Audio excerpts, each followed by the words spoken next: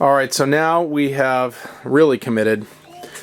Taken the dishwasher out and the wine fridge out, and the rest of this island here, work center, whatever you want to call it, is coming out. Well, we're getting very good at ripping things apart. Let's see how well we do putting it all back together. So I'm ripping the kitchen apart, and there's this faux beam that was framed in here, and on the back side of it, it says Jesus is Lord. That's pretty darn cool. Just humor me. This place is looking awesome now with all this open space. Suddenly this house looks like way bigger. I can't believe it. But I will say this much. I can't believe my very eyes that we've decided to rip up this beautiful mahogany floor that was just put in 2 years ago. There's just really no way around it. We're going to extend the kitchen into this area here, and I just don't have enough mahogany left over, and mahogany changes color when the sun hits it. You can see over here where the refrigerator was. It's kind of hard to see. I'm hoping you can see it on the camera. It's much lighter, a little bit forward than it is right there. So matching new mahogany is going to be next to impossible. And I don't know. This was just what we're going to do. We're going to bring this thing back to something that's a little more period relevant. There's going to be wide pine on the ceiling, and there's going to be wide pine on the floor. And I think it's going to look really cool. And it's going to at least match in spirit the rest of the house, which has these 235-year-old boards, which actually came from 400-year-old trees. And that's really hard to imagine. The size that these trees must have been when these boards were cut out of the trees. All that stuff you're seeing on the floor here is not imperfections in the floor. It's sand from underneath the rug that was here. But I don't know. On one hand, it's relieving to see all this flooring come up, and on the other hand, it's, I don't know, it's disappointing, and I can just see the money being ripped off the floor. But onward we go. It broke my heart to tear up that practically brand new mahogany floor that we just put in like 1.5 to 2 years ago. It was in very good shape, but for a variety of reasons it needed to be pulled up. I don't have enough to complete the project, and you know, it isn't really relevant to the time period of the house. But what's so funny here is that we've uncovered 7 layers of flooring on these joists here. It's unbelievable. We're down to the second to last layer of flooring here. This looks like it's the original final floor that sits on top of the subfloor, and it needs to come up. So we're going to cut it into segments with a skill saw. We've set the blade to the depth of the floor, which is just over 3/4 of an inch thick, and we're going to cut it out in, I don't know, 4x4 segments, 3x4 segments, whatever works.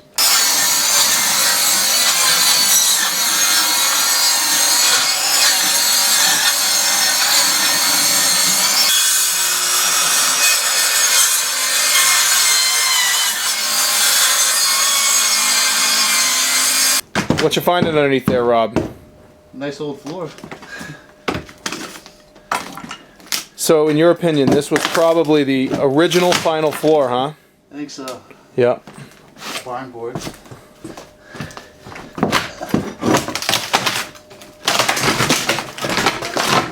I like to boast about how well this house is built, and it sure is built well.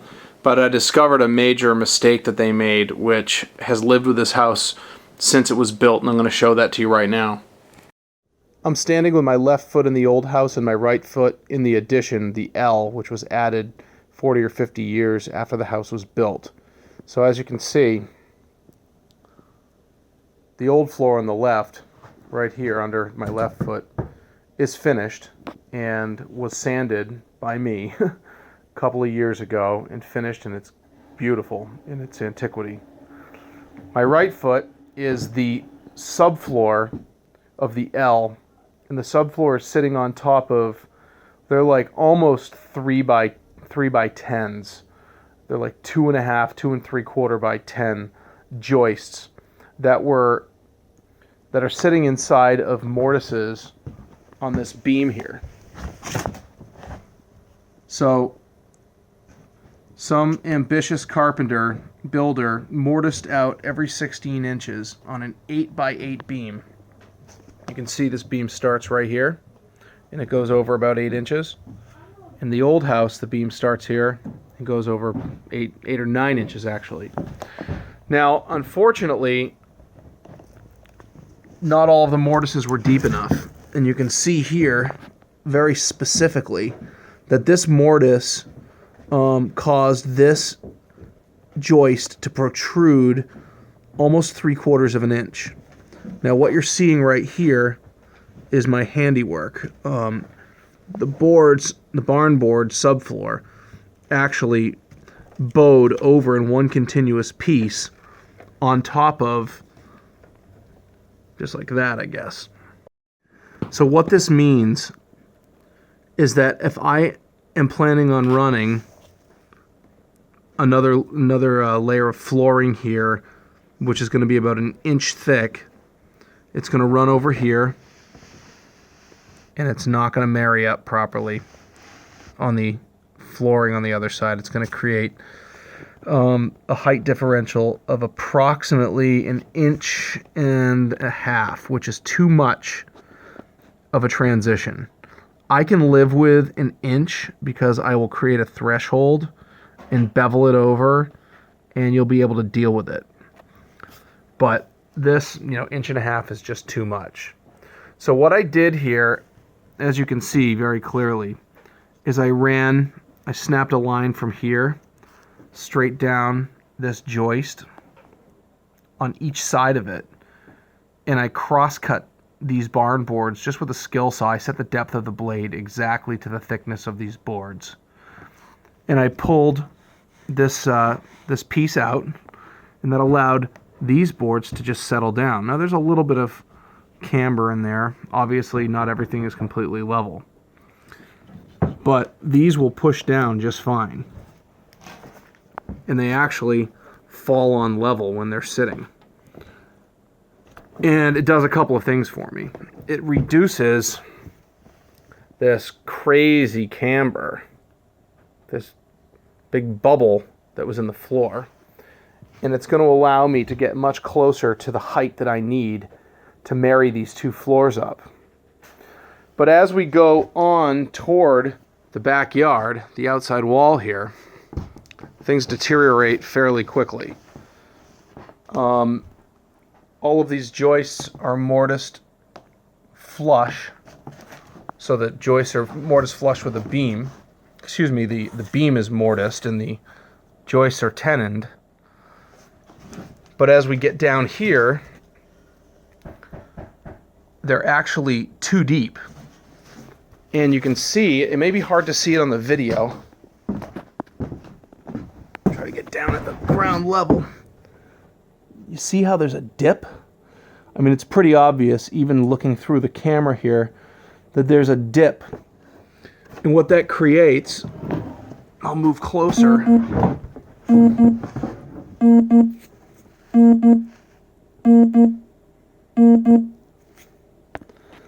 The height differential here, the floor will be too low.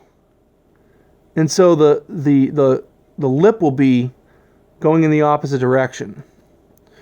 So fortunately, we have a fairly simple solution.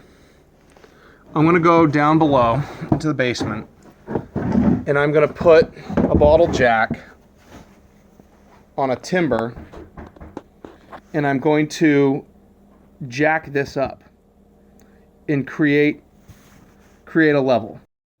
All right, we're in the basement here, right below the low point in the floor, and we've got the jack set on top of an oak timber, and there's a steel plate right on between the jack and the joist itself. It's going up very, very easily. There's not a lot of weight on here. There's a reason we call this a Redneck Homestead, because we don't guarantee that everything we do is safe or right. We do it, we don't do a lot of planning, and this is the way we're doing it. We've done it before like this, and we hope it works again.